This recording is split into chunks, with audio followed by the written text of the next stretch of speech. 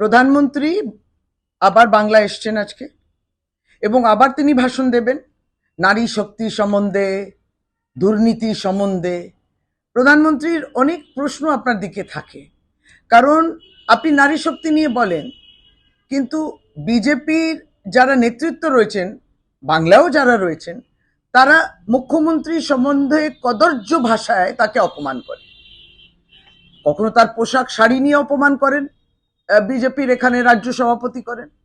Leader of the opposition Suvendu Adhikari তো বলছেনই, সারাক্ষণ একটা গালাগালি দিচ্ছেন।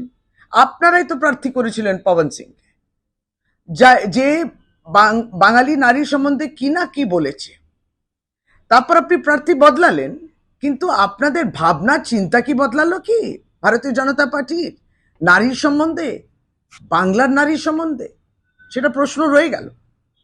তারপর আপনি দুর্নীতি নিয়ে বলবেন, অথচ আপনার স্টেজে যাকে দুর্নীতি করতে গিয়ে ধরা পড়েছিল, যার নামে এফআইআর রয়েছে সিবিআই খাতে, তাকে দেখা যাবে শুভেন্দু অধিকারীকে, আপনি সেই স্টেজেই তার সঙ্গে বসবেন, কথাও বলবেন, আর দুর্নীতি নিয়ে আপনি ভাষণে রাখবেন।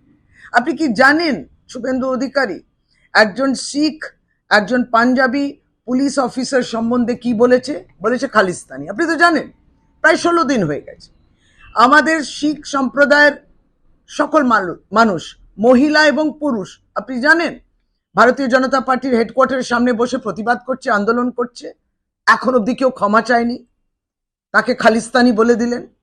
সেই শিখ মহিলা যিনি আছেন, শিখ সম্প্রদায়ের মহিলা যিনি রয়েছেন, তার সম্ভ্রম, তার একটা সম্মান, সেটা নিয়ে আপনি কি ভাবলেন? আপনারা কিছু বলবেন না। যাকে তাকে আপনি খালিস্তানি বলবেন, যাকে তাকে আপনি দুর্নীতিগ্রস্ত বলবেন, আর আপনার নেতৃত্ব এই সমস্ত বলবে আর ক্ষমাও চাইবে না। এটা বাংলা মানতে পারে না। আমরা অপেক্ষায় রইলাম আজকে আপনি ভাষণে কি বলেন। জবাব চাইছে বাংলা।